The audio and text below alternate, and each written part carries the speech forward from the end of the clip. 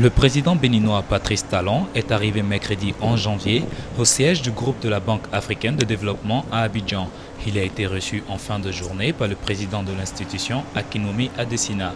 Cette visite, qui intervient dans le contexte de la mise en œuvre du programme d'action du gouvernement béninois, lancé le 16 décembre 2016, participe du souci du chef de l'État de s'assurer d'une large adhésion des partenaires, aussi bien bilatéraux que multilatéraux, en faveur de ce programme, à travers donc la mobilisation de ressources financières et techniques de qualité. Ce sont au total 14 milliards de dollars, dont 61% financés par le secteur privé que recherche le Bénin.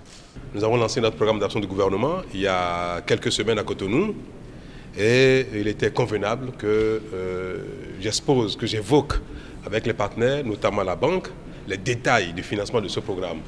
Donc je suis venu ici avec quelques ministres et membres de mon équipe,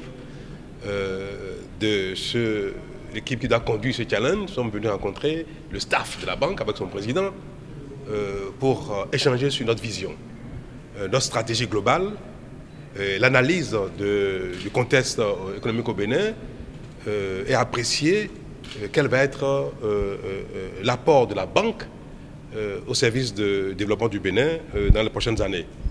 Lors de leurs échanges, le président Adesina et son hôte ont évoqué les secteurs dans lesquels la banque, dans sa vision et sa stratégie de développement, va appuyer le programme du président Talon.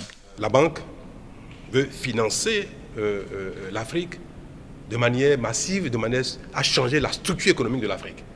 Cela rencontre bien notre vision et cela veut tout dire. Nous sommes en parfaite symbiose.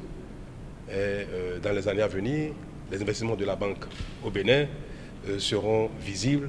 Visite plutôt fructueuse puisque la banque mobilisera, en plus de ses ressources, ses instruments d'accompagnement du secteur privé et les cofinancements, notamment pour les projets structurants du gouvernement. Le portefeuille actuel comprend 11 opérations pour un montant de 355 millions de dollars.